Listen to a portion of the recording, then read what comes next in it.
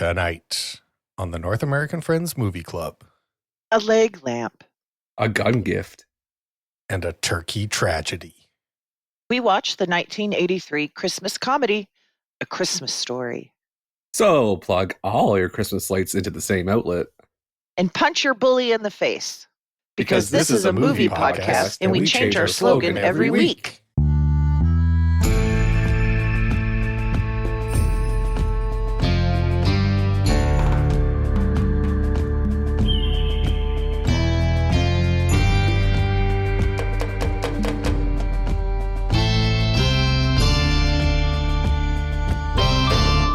This is what it sounds like when we do a podcast. We're currently doing one. This is the North American Friends Movie Club, and you might notice something about the name of our show. And that's Friends comes before podcast and movie club. It comes before both because it's more important.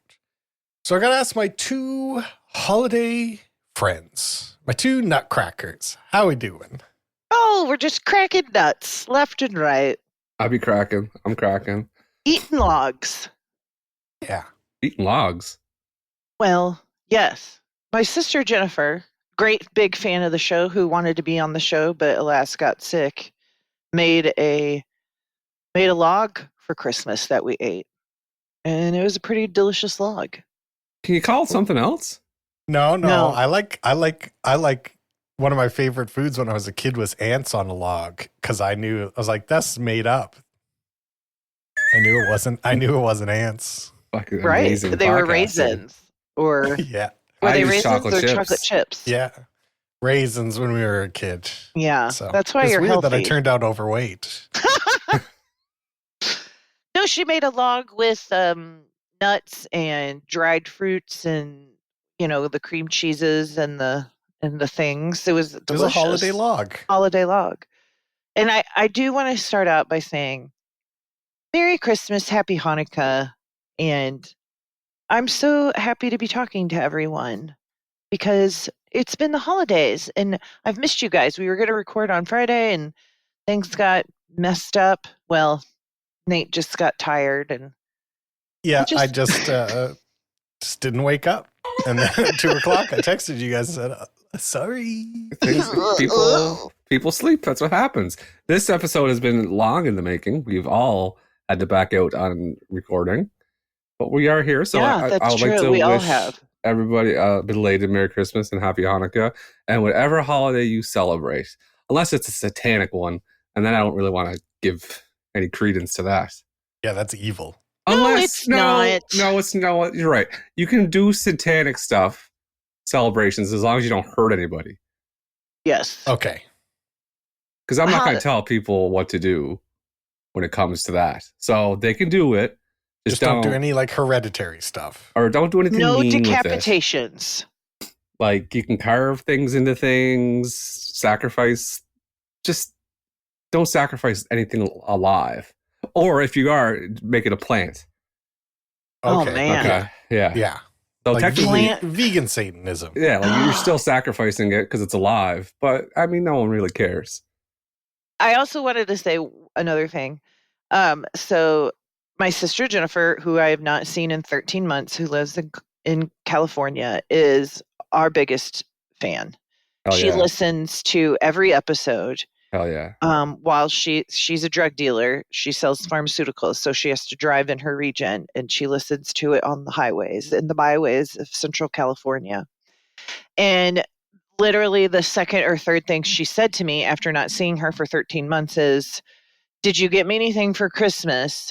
You could just have me on the podcast and that could be my Christmas present."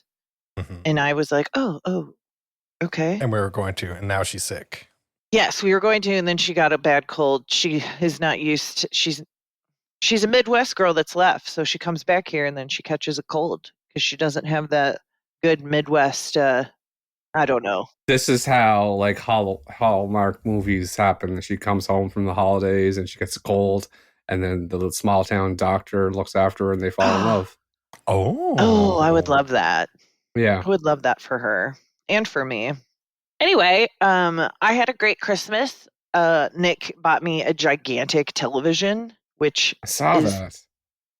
just like the best ever. and all is well. And Juliet had a great Christmas. And What was her best gift? oh, okay. She told me the other day. What'd she say? Like, I'm trying to remember. I got her the phone and...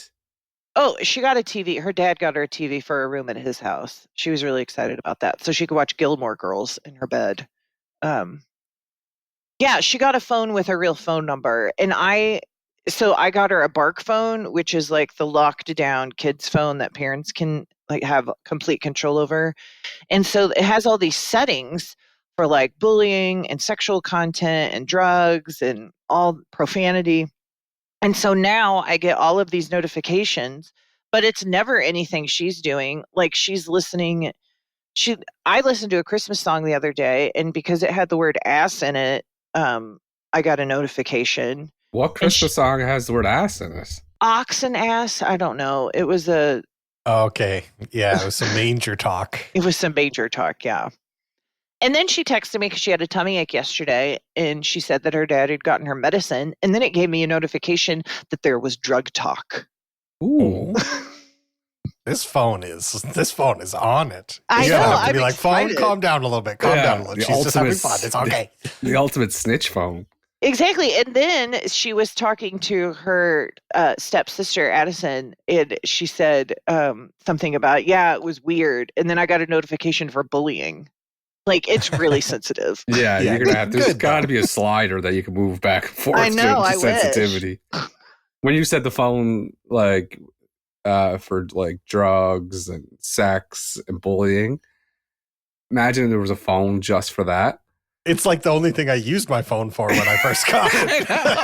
It's like the evil switch on the Krusty doll. Like, oh, someone set this to evil. Yeah. That's what this phone is. You can only do sex, drugs, and bullying and stuff on it. That's cool. That's hilarious. Yeah, it's very funny. How are you guys? What's poppin'? The holidays have absolutely kicked my ass. I'm exhausted. I feel like garbage. My eyes look like piss holes in a snowbank. I'm just exhausted. We had a Christmas party on the 24th. We had everyone over, and I cooked for 2 days beforehand. Oh, and man. I haven't recovered from that. I still haven't recovered from that. Like, I've been napping in the daytimes. I don't do that. I don't nap.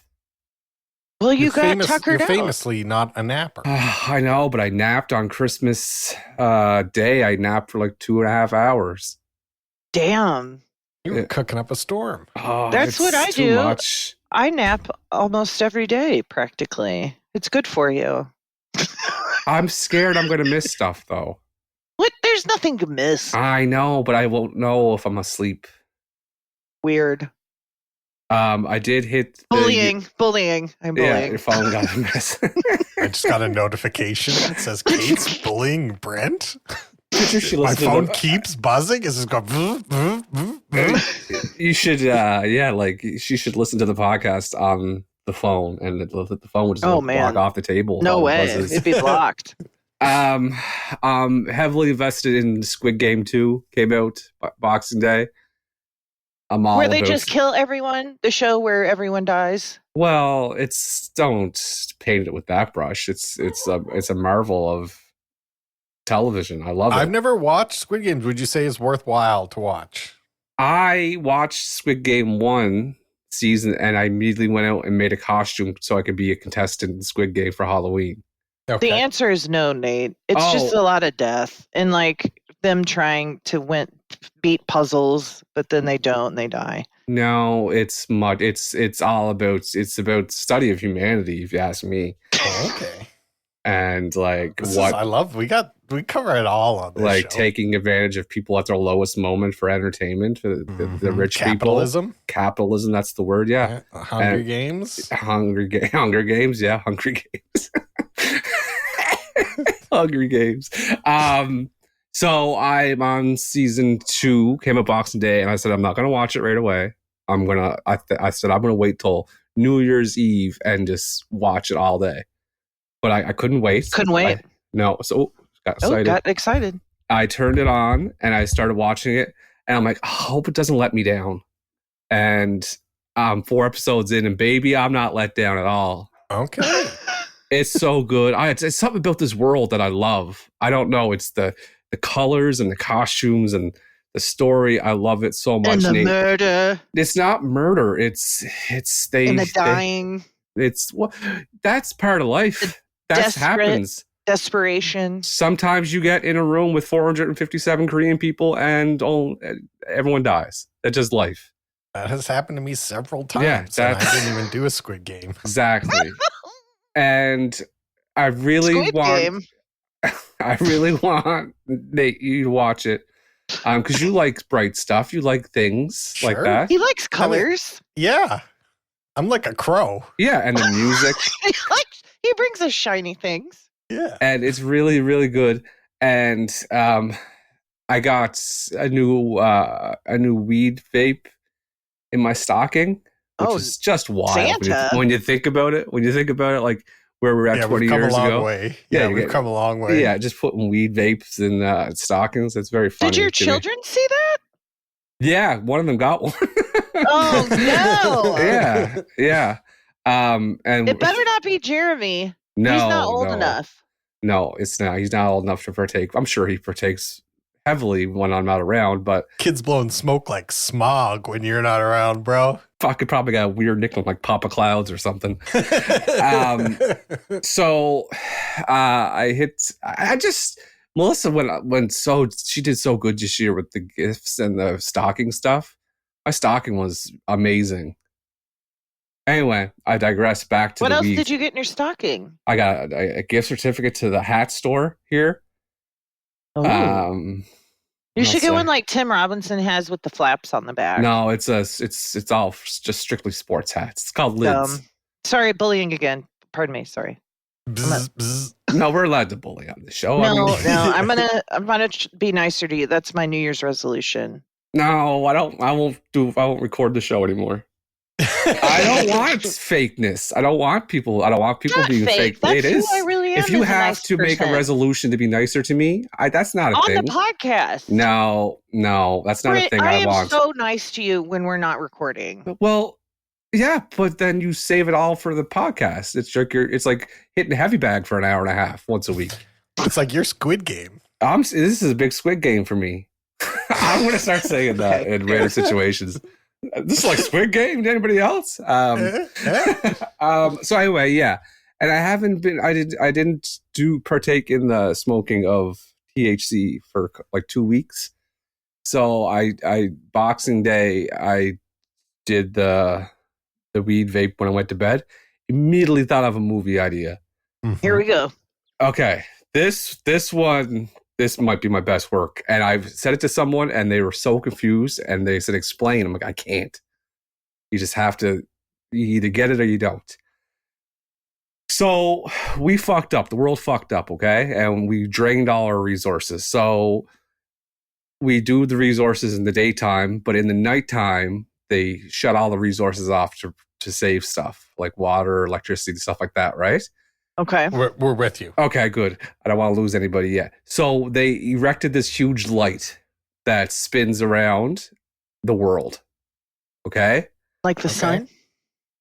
Yeah, like the sun, but it spins around so everyone gets light at night without draining the main their local resources. But they can't keep it can't go as fast as they wanted to continuously light the world. So there's blips of darkness every few seconds. Does that make sense?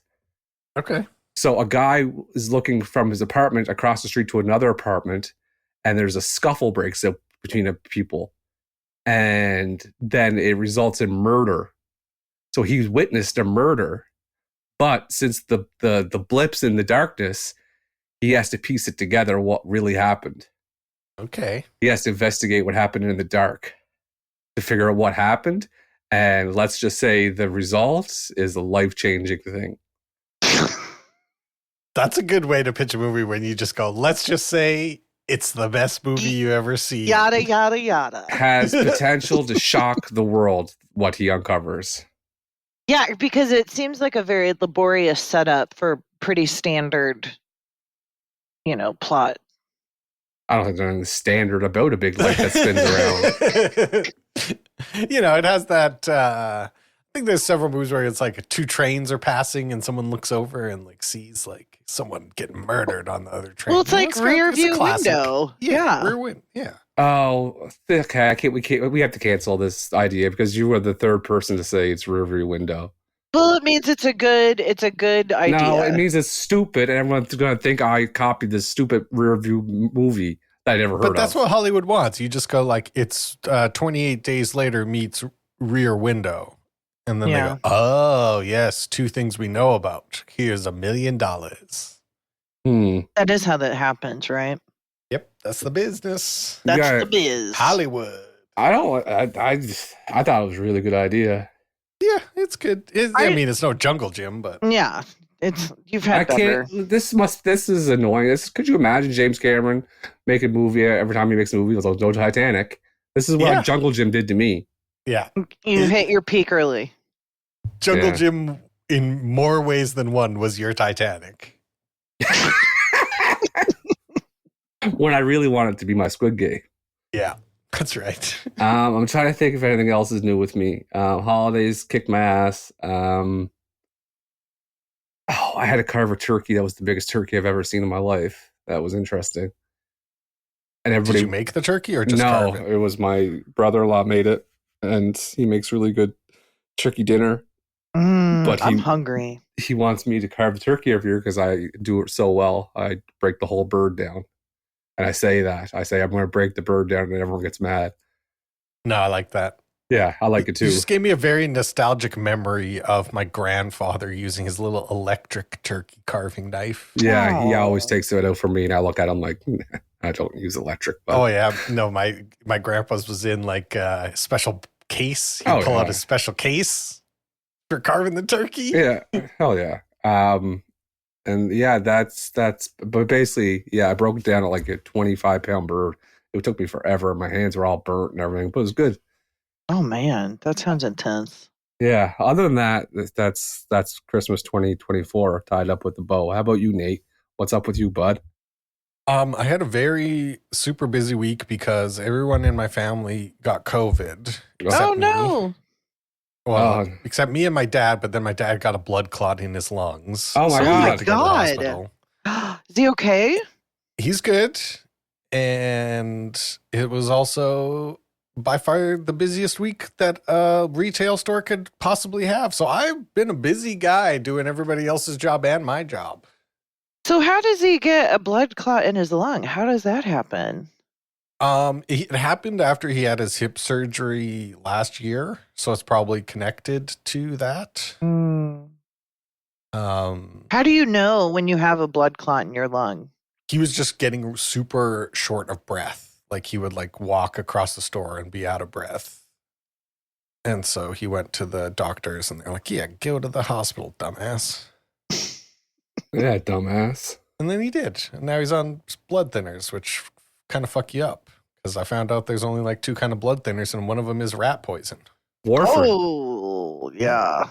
Warfarin and heparin. You gotta try to avoid taking blood thinners if you can. That's good to know. I know it gives you bruises.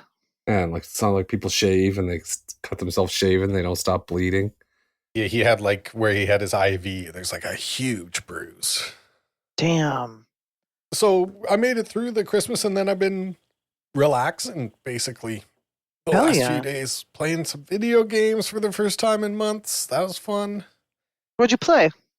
I got they were give away a free game on this website called the Epic Game Store, and they gave away a Lord of the Rings game, Return to Moria. You pretend to be a dwarf and you go you mine the mines of Moria. Oh, sounds like right up your alley. Yep, so I did that. I made different kinds of metals and alloys and different kinds of armors, and then I killed a dragon. And the game is super mid. I give it a 5.5 out of 10. Oh, yeah. Oh, man. That's too bad. Oh, but then I rewatched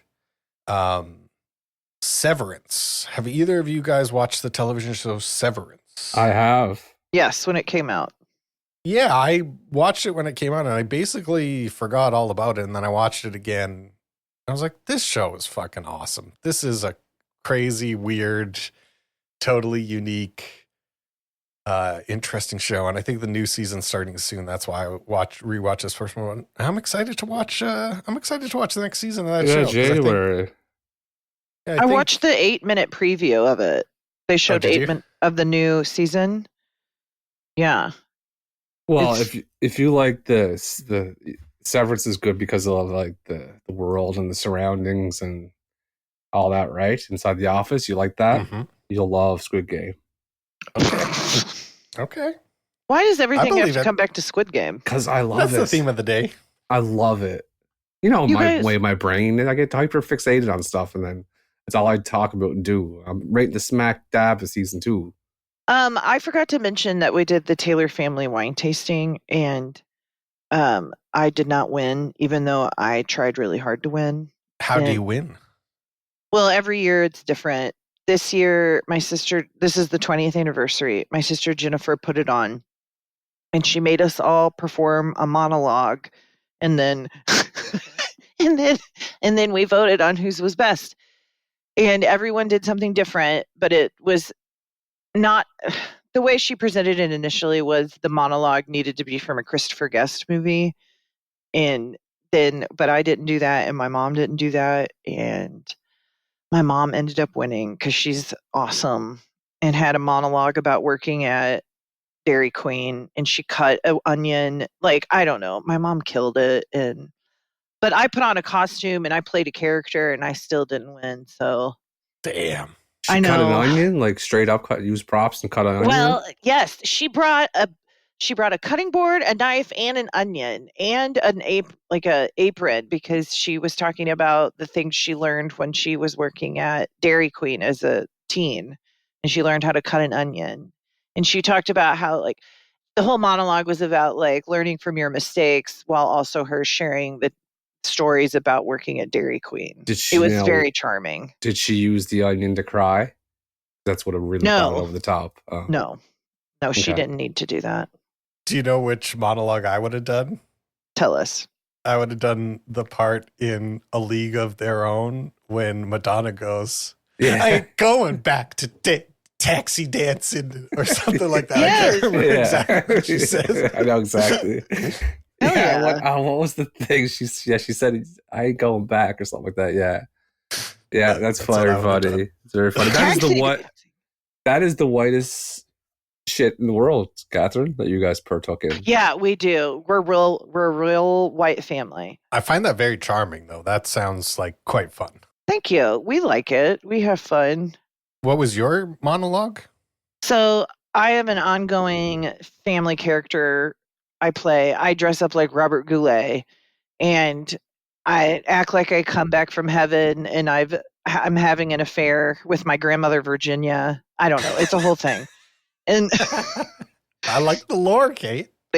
And then, but my monologue was from Glengarry Glen Ross, and he's like, "What's my name? Fuck you. That's my name." And see what car I drove up here? Yeah, exactly.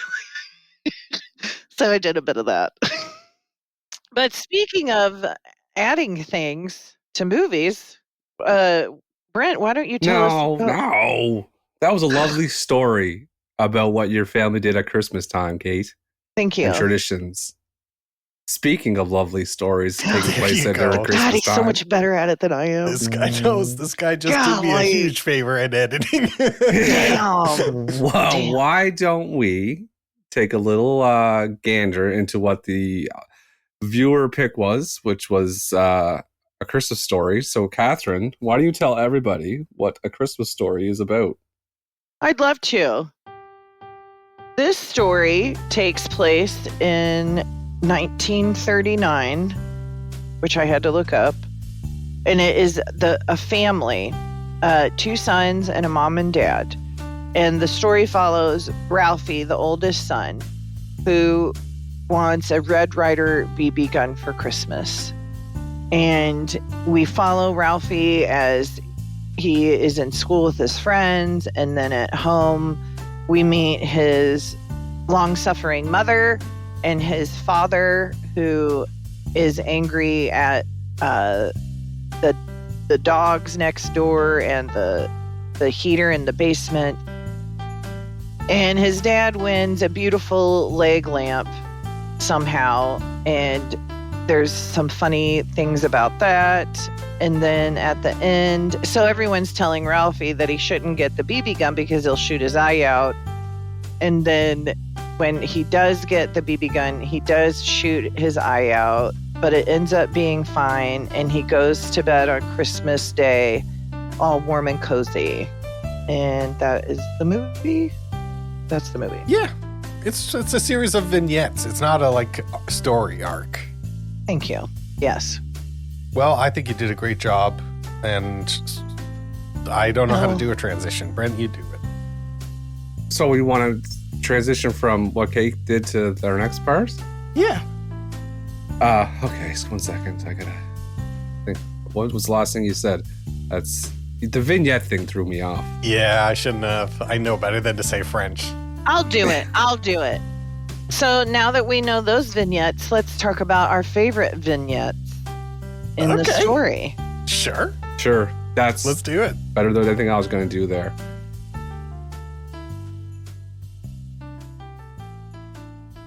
All right. Who saw this movie going into this beforehand?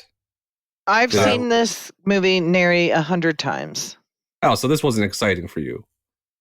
No, it's a great movie though. It's very warm and fuzzy and cozy.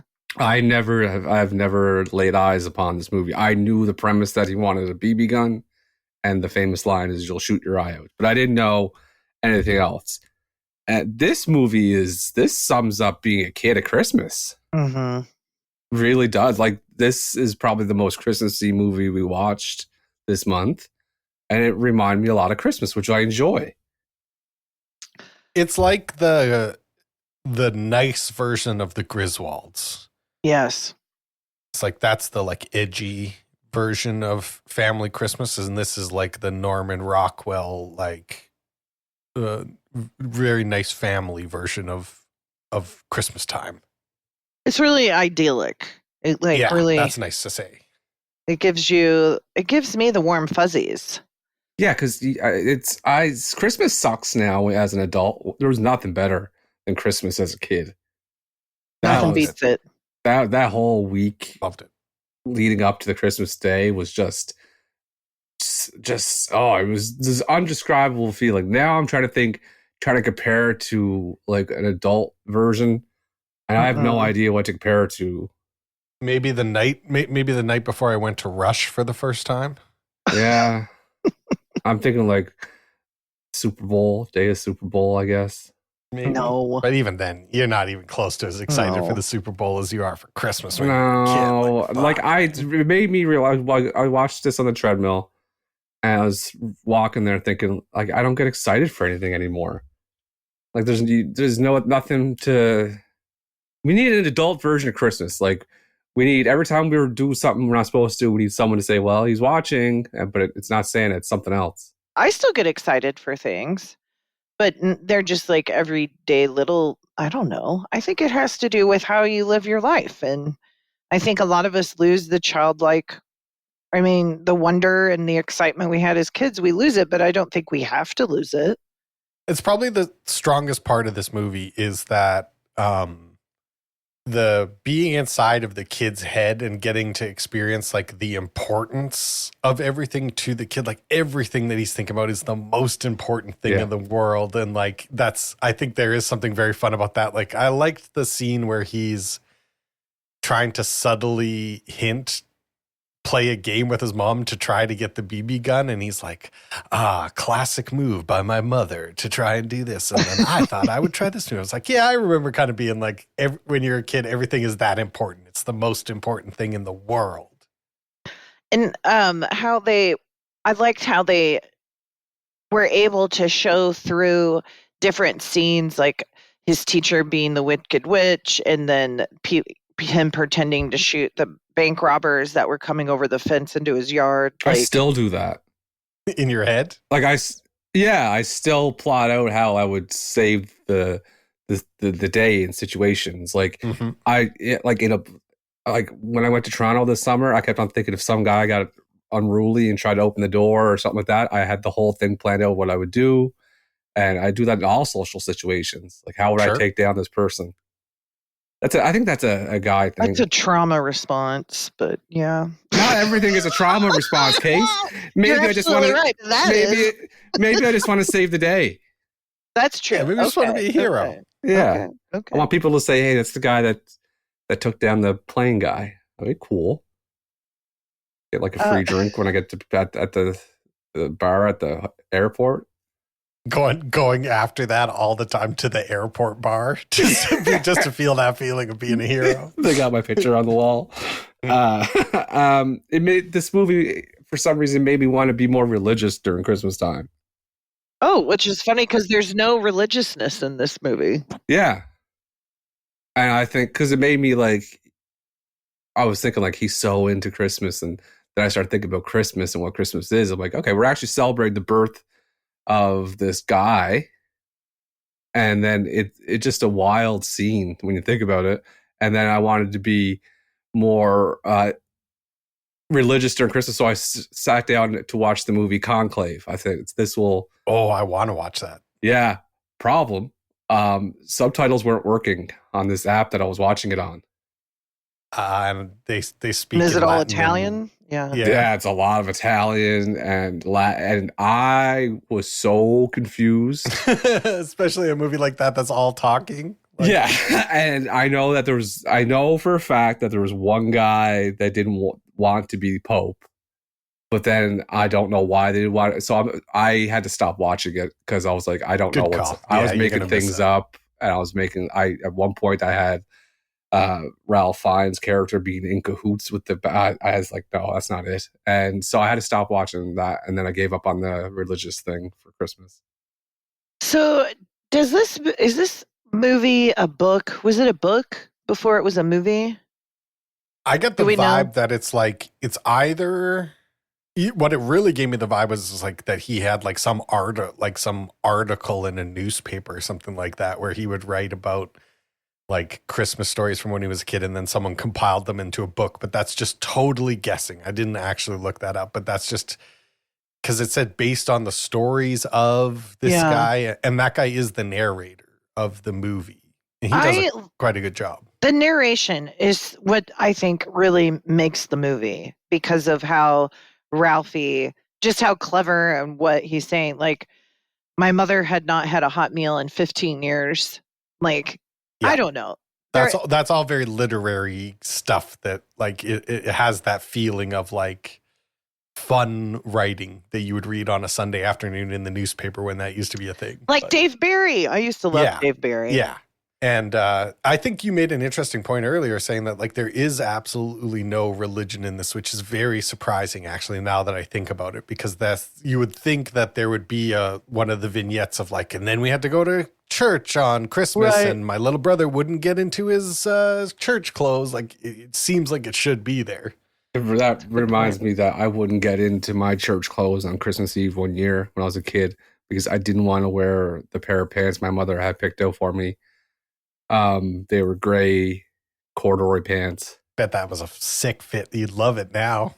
Oh, now I would be raw. I don't know. I ended up wearing the pants, but it was against my... You were crabby.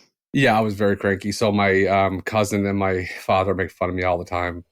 They just say gray cords and they laugh. And you know what, Brent?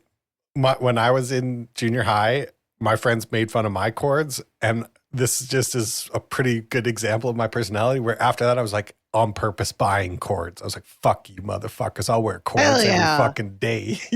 I want to wear cords, yeah, now. Oh, speaking of cords and being too warm, I went to Melissa's grandmother's the other day. We went for the Christmas visit.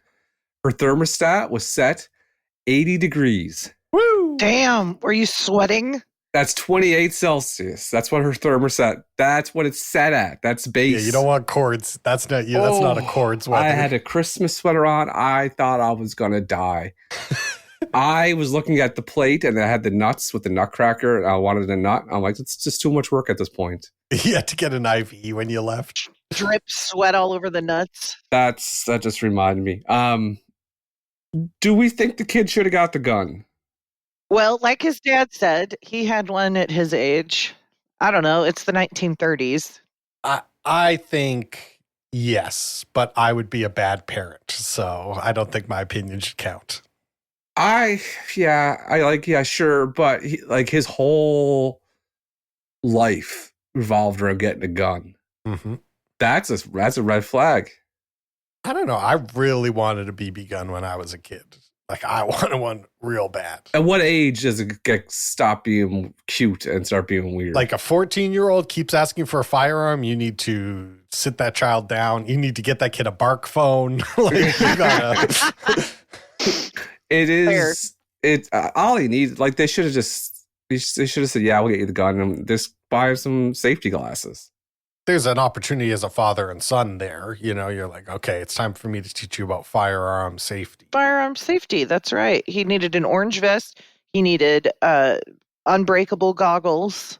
What age would you let Juliet get a gun, BB gun? Oh, I don't even know. Well, you own one. I what do, age will yes. you let her shoot it? I've already let her shoot it. Hell yeah. So, cool, Mom. but it was outside and it was towards the... Yeah. I made up That's what you're supposed to bullseye. do. I was going to say, did you put like hands on a fence post or something? No, we put a bullseye fucking on the Yellowstone tree. ass fucking family moment. How do we feel about people nowadays putting up the leg lamp in their window as a decoration? I think it's great. I think it's a major award. And I did like how excited he was. He said, it's indescribably beautiful. It reminds me of the 4th of July. That's what his dad says. Indescribably beautiful. And then Ralphie runs his hand up the entire leg into the lady region. Yeah.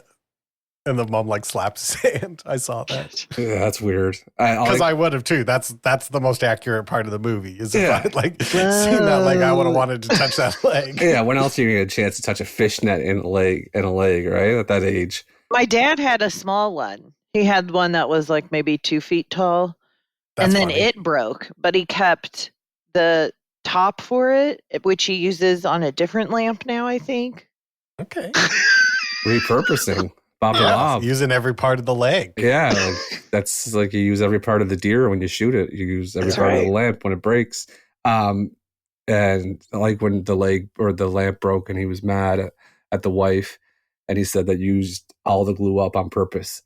And that describes marriage. That's what marriage is. Not a finger. Just one day you'll yell out that you used up all the glue on purpose. So that's what marriage is. You did it on purpose. You were always jealous. You're always jealous of this lamp. That's what he said. The way I would look at it. Lamp. And we all agree the mom broke that lamp on purpose, right? I don't know. I've probably. I think she did. But I think it happened and she was happy it happened, but I don't think it was on purpose. I think she started vacuuming in that room. She was doing extra wide swoops. She was really haphazard. She was getting loose with it, yeah. Yeah. Loose with the swoops. And the slide for the going to see Santa, that's a genius move. That was a weird scene. They were all so mean. That elf girl looked mean. Like the elves, like that's the worst. Is like you're having this magical Christmas moment and literally everyone there that's supposed to be magic is hateful and weird. I don't like it. Did you guys ever stick your tongue to the metal pole? Hell no, because this was the only part of this movie that I knew was that if you stick your tongue to the pole, you get stuck. Yeah. Also, I have, and it's really easy to get unstuck, but just get a little warm water, or well, you just have to like make it warm, or like you have to move closer to it. I couldn't figure out how they did it. Like the tongue was really it looked stuck. Real. For 1983, that was some good prop work. I don't know. I was like, it made me think like in 1980, like, did they just glue this motherfucker's tongue? Like, did they just glue it? Like, what did they do? How'd they do that? Yeah, we have to find out actually. I think because there's no way that the kid that would 100% be CGI now. Like without a doubt in my mind, it would be like, oh, there wouldn't even be a pole on set. Yeah, you're right. You're right. Yeah. That shot costs $2 million to get that tongue shot. One of the friends, Ralphie's friends, said someone's father was full of beans. And I was like, starting to think if one of Jeremy's friends said I was full of beans, Jeremy would have to fight him in my honor. Listen, you don't want your child to fight, but sometimes you have to defend the family. And there is such a thing as fighting words. Oh, if someone called you full of beans, that for 1939, that was like the most somehow racist thing too. It's you a could racial say, slur. Yeah, you're full of beans. Oh, I would flip out. Jeremy had to fight for my honor. What do you guys think of the bullies? Carcass and Listen, anytime you take a kid and you dress him up with fingerless gloves and a fucking Peaky Blinders hat and a leather coat, that's just good cinema to me. I like that. Yeah, that's good cinema. That's what I would agree with that. That's and then good cinema. You put a redhead in a fucking raccoon hat. I mean, come on. Except he would have just absolutely dog walked Ralphie. Like there's no reality in which that much taller, stronger child doesn't just flip Ralphie over, full mount, destroy him. Oh, man. Well, yeah. She heard mount and... No, I heard dog walk, and I was like, damn. I don't know. Redheads, redheads are... Listen, we have multiple redhead listeners, I imagine. They got to fight for their lives, man. I don't understand that. Why are people so mean to redheads? Because we love anything that lets us elevate ourselves. We're dirty dogs. They're genetically different. They have different genes than the rest of us. This sounds like eugenics. Yeah, we're going essentialism here. Well, they have a higher pain tolerance. I have heard that, and that anesthetic doesn't work on them for some reason. So this is why they're treated different, in my opinion, because they're like superheroes, like with just not good ones. You know they're what I mean? Not treated like superheroes. Yeah, it's not like. Well, I think they got the pain tolerance gene because they knew that they were going to get beat up on because of their hair. Oh. So they just, maybe it's not genetic, maybe it's just learned. Like it's like that movie Unbreakable. Sure. Yes. Yeah. Maybe it's just like... It's a good movie. Who's the guy that did the thing? Darwin. What's his... No. What's he famous for? I can't think of the word. Evolution? Darwin? Yeah. Natural selection? Evolution, yeah. They just evolved into being able to take a beating better because of their hair. Because the weak redheads got killed off from the beating, so the only ones that survived were the strong redheads. Terrible. Yes. This is terrible. It's true. Tell me it's not true. Tell me that can't be true. If That's you heard terrible. me, yeah. But if I said it on a TED Talk, you'd be like, "Wow, this is cool." Just because I'm saying it behind a podcast microphone, it's not true. TED Talk. I could listen. That's a good theory. That's a real good theory. Basically saying it's no, I don't like it. I don't. Redheads, no. We're not encouraging bullying them. We're just saying that probably historically they've been bullied into superhuman strength. You and Julia could have this text conversation and the phone wouldn't even buzz because the phone knows that redheads... It would send you a text that said, actually, this is going well. Things are going well. Yeah, I'm going to take the next hour off. So listen, the redhead people, I think that's cool that you guys have higher pain tolerance because you guys need it. Yeah, good for you guys. I did get bullied by. I've shared this story recently, but I did get bullied by a redhead a lot in middle school. I told you. Remember, I told you what my comeback was to him, and I got in trouble for it. Say it again.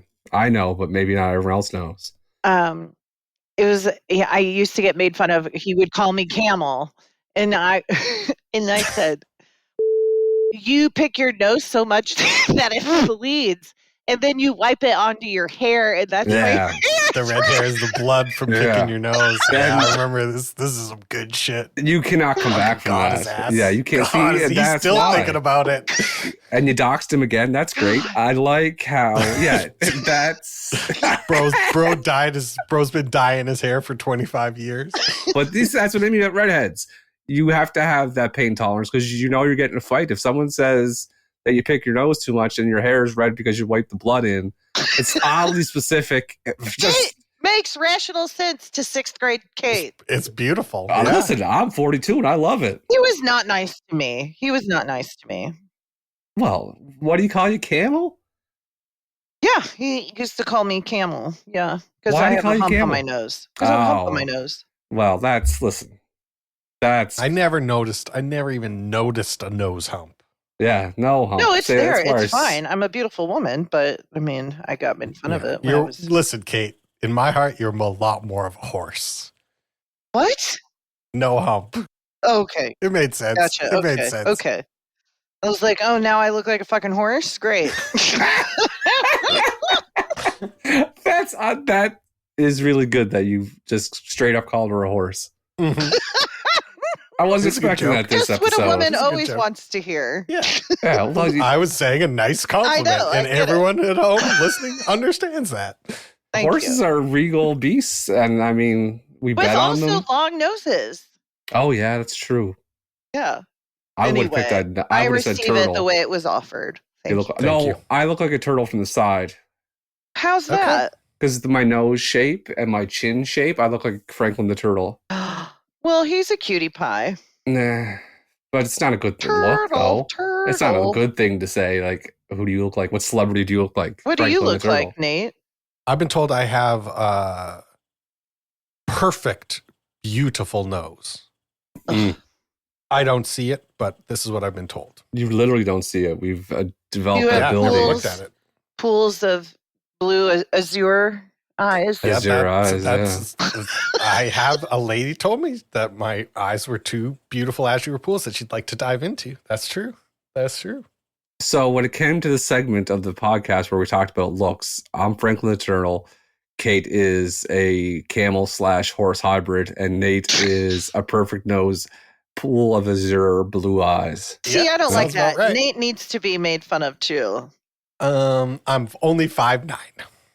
Well, that's the average height for a man. Listen, I'm trying to help you out here. I'm a pretty handsome, cool guy. I'm trying to give you something to work with. I'm only 5'9". I'm not gonna insult anybody. I think that the reason people's like, how come you don't do this show? You don't do it on YouTube and with your faces and record it. I mean, because you'd all fall in love with us immediately. We would become famous very quickly. With these personalities plus the looks. I get enough DMs as it is. Do you really? I don't get any. Oh, I got DM'd the other day. It was let me bring it up. I got a message from a girl named Sari Ann who says, "Hello, I'd love to get your bills and debt paid." Oh, and man. also, are Sugar you getting? mama. I would also be getting a weekly allowance of $500 twice a week without asking. Twice a week Yeah. without asking. And paying any fee to get your allowance. Wow. And she said, "Can I be your sugar mama?"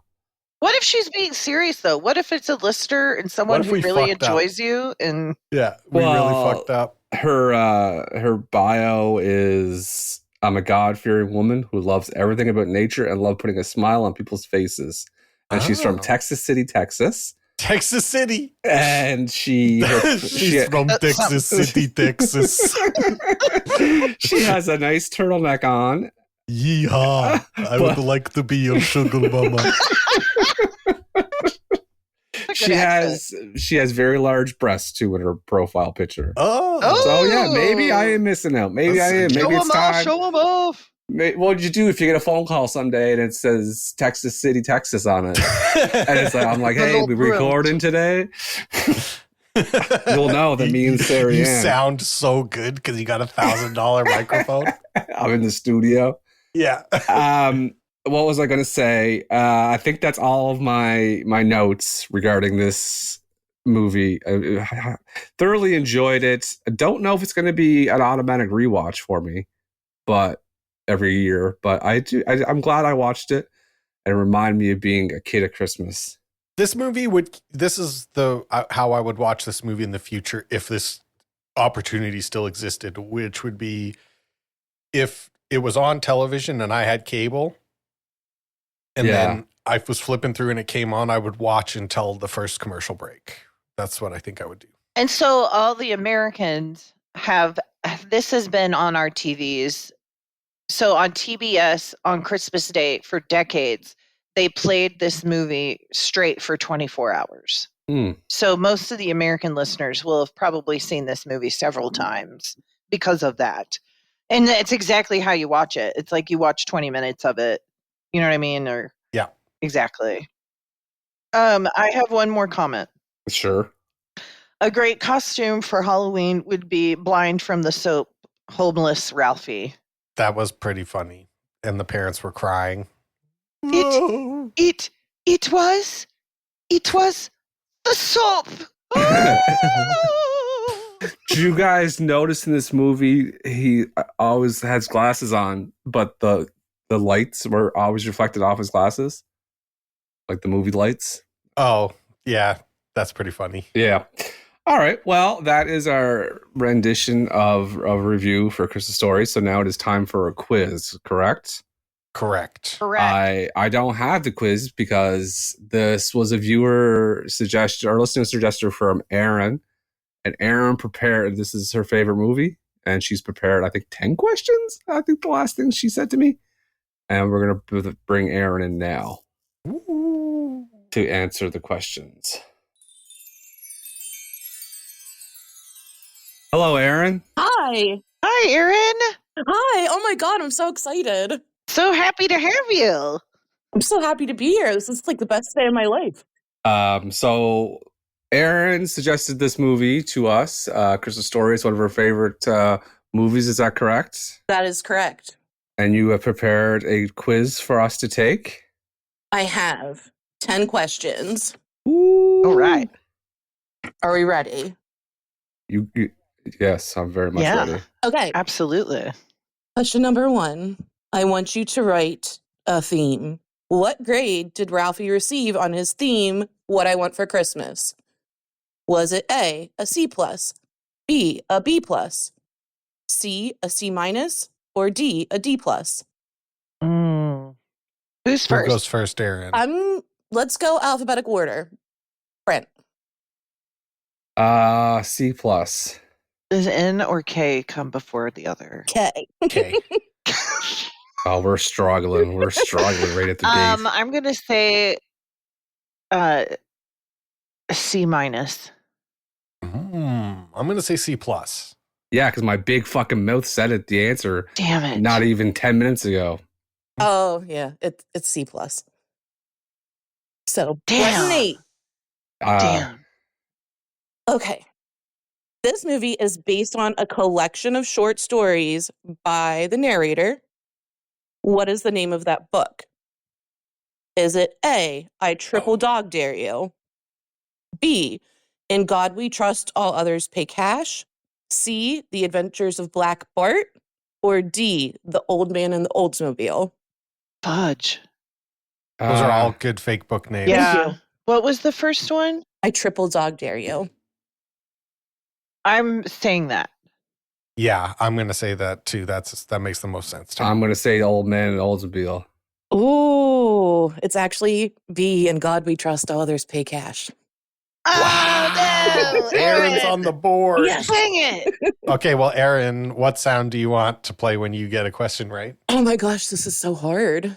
Yeah, putting you on the spot. This is what I did to Kate and Brent, and that's why they have the noises they do. Can we with do Ralphie saying "Oh fudge"? Is that an option? Yes. Okay. Yep, we absolutely can. Hooray. Oh, fudge. All right. Question number 3. The blue button eyes stared sappily up at me. Who made Ralphie's bunny suit?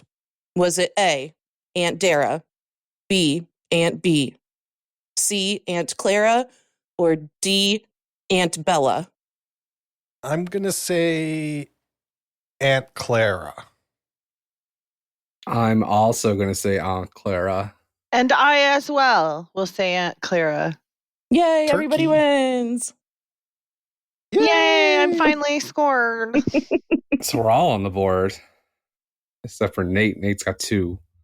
Yes, Nate's in the lead. Okay. So is it, Brent, do you have 2 as well? Yes. Oh, yes. I have two as well. Yeah. Yeah. Oh, yeah. Oh, yeah. No? Yes, No? that's right. Am I- Yes. Yeah. Okay, And I have yeah, one okay. and Aaron has one. Okay, I got it right. Okay.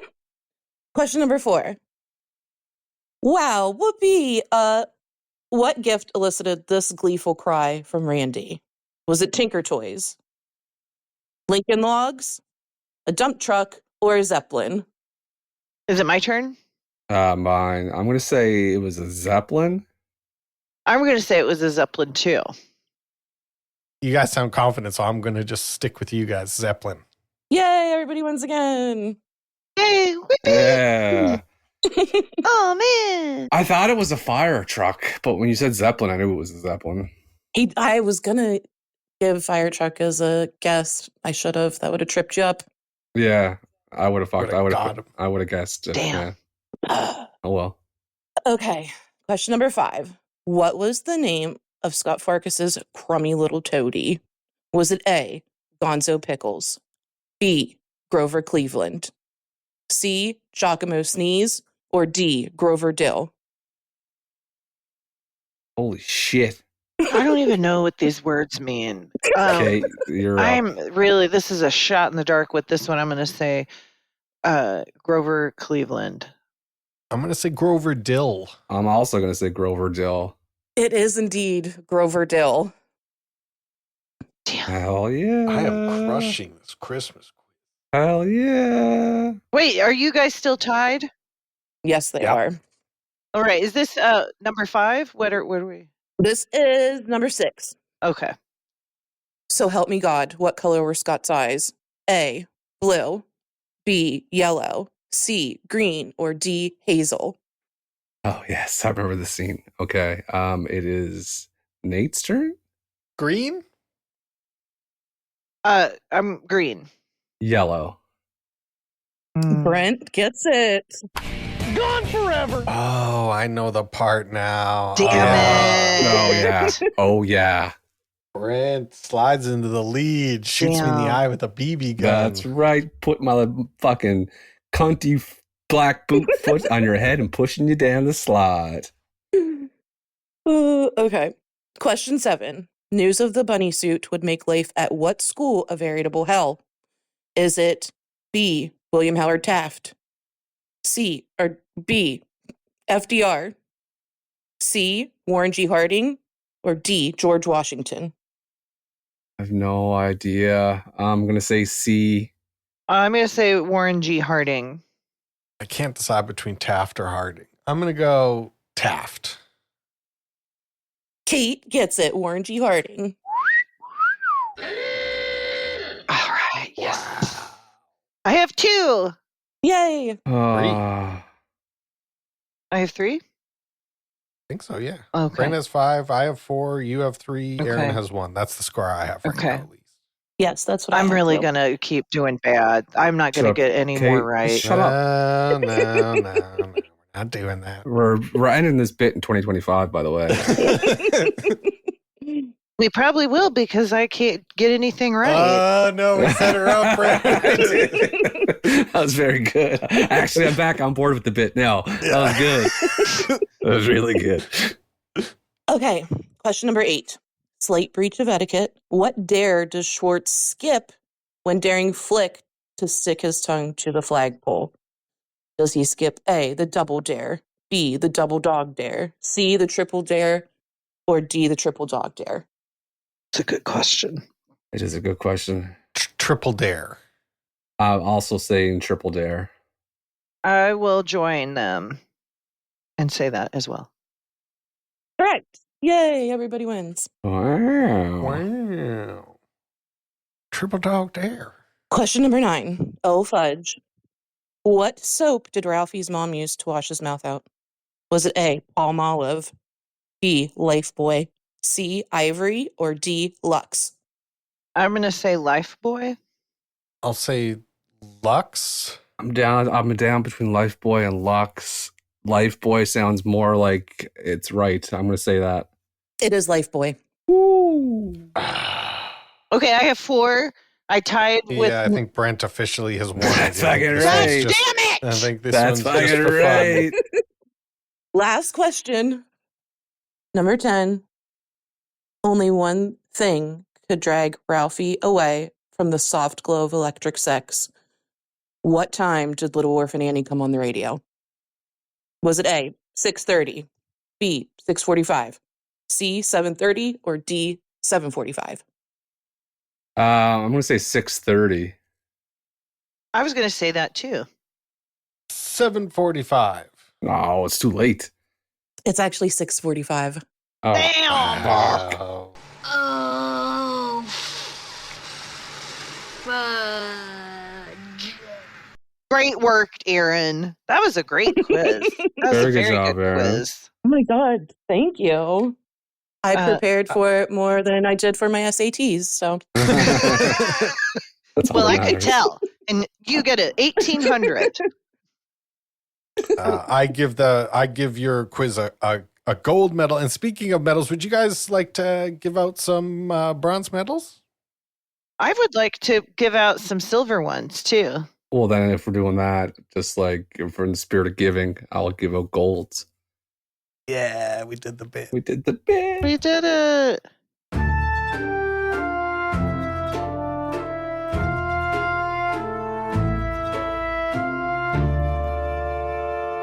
Aaron, would you like to stick around to give out medals with us? oh my God, I would be honored. Okay. Well, that's what we're doing then. That's the only acceptable answer. Yeah, if you had said no, oh my goodness. That would be actually kind of funny. like rough. Oh, that'd be rough. That would be actually kind of funny. I don't know Like, if we come back from that. No, I'm cool. See ya. No, that was good. Oh no. What about bronze then, Aaron? If you want to give it a medal, who's your bronze medal to? I feel like the mom, Melinda Dillon. She's just such a classic mom. Really good mom material. I love her. She's also a redhead like me. Melinda. Oh no! We got a Yeah. redhead. Brent Yeah. was just talking mad crap on redheads, Aaron. No, I so wasn't. I want to I apologize. wasn't. if I'm you not listened shocked. to this. Nah, it wasn't bad. It wasn't bad stuff. It was all about genetics and how about you guys have. Nate was the one that said it, actually. Well, don't drag me into this. You leave me out of this. Do not edit that. What you said about natural selection and evolution and stuff. Don't edit that part out. So we'll let the redheads decide who they want to be mad at when this episode comes out. I'm giving my bronze medal to Zack Ward, who plays Scott Farkas. He's just a hard-looking kid, hard-looking ticket. Wore a raccoon hat, but you know what he did? He made a career out of being a redheaded actor, and he's that redheaded guy that he's in all those movies that we all know about. So good for him, and he's also Canadian. He's got real eyes on him. He's real squinty eyes. That he also gets my bronze medal. He's very angular. His face is very angular. He's grown up to be more cuter than you would expect. Yeah, he rose above the hard looking, but yeah. Okay, Scott. Yeah, Zack Ward. Zack Boy, Ward. Zack. I'm going to give my bronze to Melinda Dillon as well. I thought that the mom, that was a fun portrayal of the mom, and she did a good job. She seemed really upset when she was upset. So Yes. she's good. Agreed. she did good not wanting the lamp in the house body acting of just being like, It's a good play. silver medals. Who's your silver, Aaron? I'm gonna have to go with the writer and narrator, Gene Shepard. His story about his childhood. I love him. Okay. All The right. narration is good. I didn't even consider that could be an option. I have to know. reconsider things. Damn. I once gave him. What did I give a medal to one time? It was an object, wasn't it? I gave a medal to a dog in Wizard of the Oz. So don't let society hold you down, Nate. Just reach for the stars, bud. Okay. My silver medal is going to the dad, Darren McGavin, who likes cursing when he's fixing things. And that's what I like to do. I like to curse and yell when I fix things. And I get excited over things. And he was excited over things. Darren McGavin, rest in peace. R.I.P. R.I.P. 2006. I'm going to give it to the guy that Aaron said. I love the narrator and I love the writing. It's great. So they get my His silver. voice is so soothing too. Absolutely. I'm going to give my silver to Ralphie. I don't think he's good at acting, but I think he kind of he does what is required of this movie, which is just like really fucking ham it up and overdo it. But I think it's actually perfect for this movie. Like, I don't think a good child actor would make this movie better. It would actually probably make it worse. Wow, lots of shade being thrown It's at a lot of shade, but let's be real. Peter Billingsley. So let's be real. Suck on that, Peter Billingsley. This is no piece of shit. Jonathan Lipnicki, This is no Kevin McAllister situation. This is no Macaulay Culkin, that's for damn sure. But he walked so Macaulay could run, so give him a silver. Piece of shit. What Yeah, about your goal? Yeah, it's no. He's Nate getting my gold. Listen, the two things are going to come out of this episode: Nate's comments about redheads and fucking shitting on. They were very much yours. No, shitting on Peter Billingsley. We've effectively canceled him. He's not coming back from this. No. So we're giving out golds now? Yeah, it's time. Aaron, who's getting yours? It's Darren McGavin for me. Best dad role ever, I think. I love his swearing and that he's crotchety. I just love everything about him. Yeah, I've seen a lot of myself in him, and I enjoy him, and he loves turkey. I love turkey. People that shit on turkey are fucking losers and whiners. Yes. And they got terrible He's talking palates. to someone very specific Oh, right yeah. now. Everybody shits on turkey saying it's the inferior bird. It's the best bird. There's a reason we have it at special occasions. People who don't like turkey have just never had turkey that was well made, is my opinion. Yeah.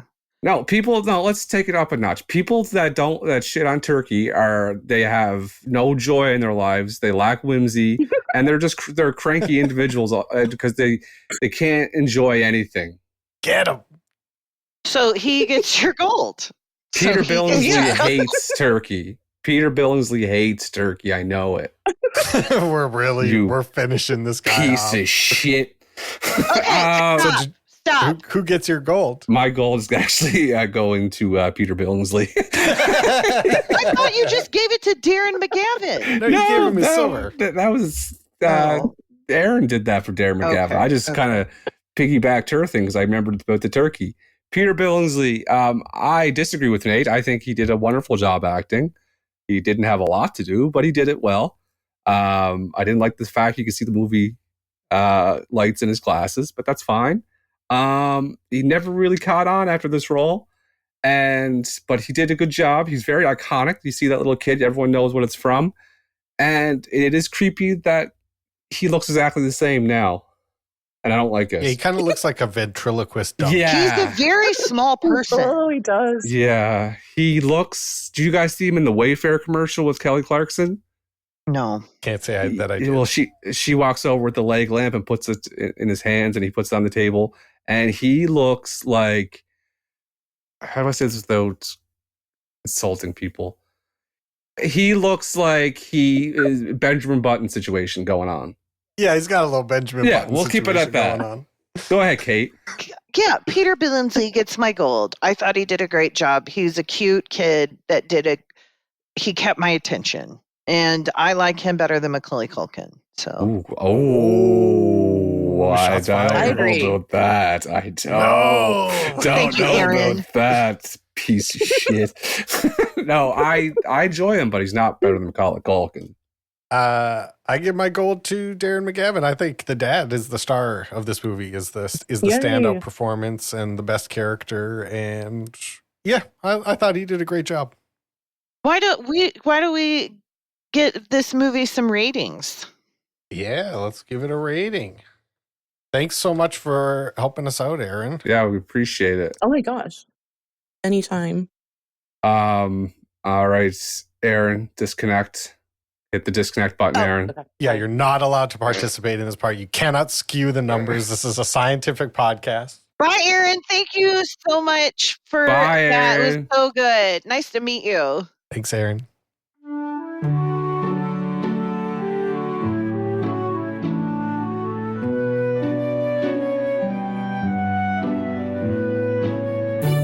I love people get excited to do quiz on the show. I do too. People I like felt our like show. that we were famous with Aaron. Yeah. Like our podcast. We got a good show. We got a good show. Makes me feel weird. Like I don't know what to do with my hands. I noticed that she said she prepared more than her SATs or something like that, and she was nervous or something like that, and you just did a nervous laugh too. And I was like, okay, it's uncomfortable. Oh, fuck! Nervous laugh? Shit. You do. And you did it twice when she was on, and I laughed to myself both times. God. That's very funny. You know something about me that I don't know about myself. That makes me feel unsafe. Yeah, when I know it's not a good thing because I'm very perceptive. So when he is. He's watching. When you listen like back, a Squid Game. Dan. This is motherfucker. I was born and raised on Squid Game. Listen, you're gonna listen to this episode. And you'll notice your nervous laughs, and you're like, "Fuck, he's right." Damn it. The script for this movie, based on the short stories of Gene Shepherd, and in this case, Gene is a boy's name. Yeah. I'm gonna give this a. Fuck, man, this is tough. I'm gonna give it an 8. Okay. It summed up pretty much what Christmas is like. But the fact that it was just kind of, I don't know, choppy is the thing, but 8. I'm giving it a 10 because I just really liked the narration. I thought that was really well written, and I really enjoyed I didn't listening like to the narration. I think that's why. Oh, Well, I it's think okay. that's like the strongest part of this movie. Yeah, I know I'm the minority and I'm wrong in the situation, but just You just don't. living It's my- an I'm just telling opinion. my You truth. had to say your feelings, yeah. I'm just telling my truth. I'm gonna go. This movie has things in it that have entered the culture so much that before I ever saw this movie, I knew about most of the parts of this movie. So that feel like it deserves some credit for that. Like if you can write stuff that becomes so Mhm. referenced that you don't even have to watch the original thing to understand it, I'm gonna go 8 with Brent. I'm gonna go 8. The art direction for this movie, the sets, the props, the costume, it has one of the most famous props maybe of all time. Yeah, this was childhood wrapped up in a film. This came out in 83. I was born in 82. Big snowsuits, snow, tacky decorations, big trees, 10. Yeah, I love it. I love looking at it. I think it looks like what I would think the 40s looks like. So yeah, 10. I'm going to give it a 10 just for the big crate that the lamp came in. I like that crate. Man loves a crate. Good crate work. Good crate. Good right? crate work. Yep. The music for this movie, I actually didn't perceive any of it at all other than like they chose like the worst Christmas song to start it off with. I don't I remember can't what remember it which was. one it was. But it was one of the ones where it's like, oh, this one? Ugh. There's so many good songs. It's like, Jingle Bells? Come on. Hey, Jingle Bells. Hey, Jingle Bells. I'll give it a 7. This music did nothing for me. I'll give it an 8. Same here. I'm going to give it an 8 too because I don't remember any of it. Yeah, did nothing. The theme for this movie. This is a American Christmas comedy. That's what it is. Oh, is Is it funny? Is it funny? I love it. I'm giving it a 10. It's a comedy. It's a Christmas film. It works on for every generation and every age level. You can relate to it and find something humorous in it. I'll give it a 9.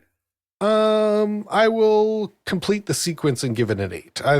It's not funny. It's just not. I love this Nate is the Nate that I've wanted unlocked the entire time doing this show. Fuck Peter Billingsley. Fuck. It's not funny. Redheads. Yeah, fuck redheads. It's not funny. Boom. Straight out. Right to the point. I love it. I don't support Nate or Brent on their hate of redheads. I just want to state that clearly to everyone. I don't know how this got twisted. I was never hating on redheads. This was all Brent. You'll edit and you'll see what I mean when I said it was basically what you said, your idea. And I just went along with it. I don't hate redheads either. I think that you guys are cool as hell, that you guys developed. He thinks you have magical powers. That is insulting. No, it's not. That's cool. It's insulting. Everyone loves Superman. I said they were unbreakable. That's what I said. Oh, no.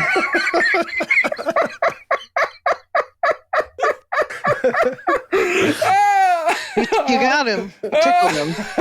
Oh, man. Oh, fucking Jesus. Okay, what's the next category? This month is about me. It's about me. It's movies that relate to me, and I didn't do the work to figure out if this movie is related to me in any way. Guess who did though? Well, Kate's gonna have to answer for all of us then. Yeah, but also, what a clutch move, Kate. Yeah. Okay, so Cindy Busby was in a Wimpy Kid. Was in Wimpy Kid with Steve Zahn. Steve Zahn was in The Ridiculous Six with Adam Sandler. And Adam Sandler was in Billy Madison with Darren McGavin. So that's a 7. That's a right? 7, yeah. 3 degrees, 7. Pretty good, right. Kate. Good job. That's pretty good. Thank you. Especially for a movie that's like from the 80s. That's Basically, we discovered this month that Cindy Busby is the nucleus of Hollywood. She really is. So much revolves around Cindy. Yeah. And you know what? And then I saw Steve Zahn's in this show Silo that I'm watching, and I was like, connected to Cindy Busby. Yeah, Cindy Busby is the nucleus of this. She is the crust of the pie. Actually, and you know what, Nate? I was thinking the other day, or I was reminiscing about this month in movies. Christmas Cupcakes was probably my favorite watch of this month. Up there for sure. Wow. Are you getting any more residuals?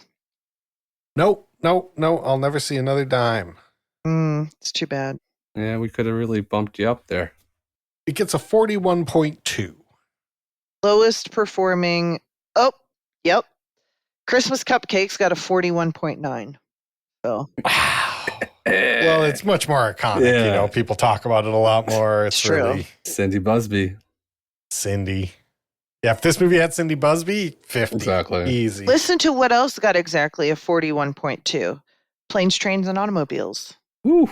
And you know what? Same period. This all lines up. Well, very good. So now we need to discuss the upcoming year, 2025. 2025. So we are going to flip it over in March is when we change the order. So it is my turn this time in January. I feel like December is so magical and everyone loves it. It's so busy and we spend money like crazy. We eat like crazy. We drink more. We do everything.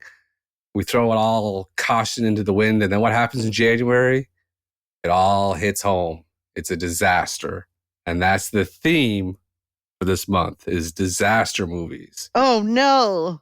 And the very first disaster movie we're going to watch, something hot in the streets now, Will Smith, Jeff Goldblum, Independence Day. Whoa! Oh, I love this movie, dude. I know, me too. It's a disaster movie. It's a big time where aliens could... The White House blows up. That makes me feel so like hard up American, that movie. Yeah, it's going to be a big Randy Quaid, Welcome to Earth. Bill Pullman as the president. One of our best. That speech. My God. Okay, we're giving too much away. We're giving too much away. Die for him. Yeah, we can't. We can't do it. So we're gonna watch Independence Day. That is the first movie of disaster month. All right. Okay, I'm excited. I am too. Great. Good job. We're gonna watch movies we haven't seen. This is fun. Yeah. Well, that's going to wrap it up for 2024. What a fun time with my fun friends we've had this year. I'm so glad you guys are in my life. Yeah. Thanks, buddy. I feel the same way. The voting will be coming up soon for our first annual award show of all the we're movies doing that? for season 2. Yes. Okay. Is that in March? That will be the end of February. Yes. Okay. Wow. That means all that's left to do is say goodnight, Kate. See you next year. Oh. Whoa. See you next See year. you next year, Kate. This summer, plan your getaway early. Please leave these cities in an orderly fashion. Beat the summer traffic. Nice driving, Pops. And whatever you do, don't look up. Newcomb. Welcome to Earth. Independence Day. Peace! Rated PG-13. I've been saying it to everybody. I love it. And even if people are annoyed, they still smile. A good bit's a good bit. Yeah. And we know good bits. We do.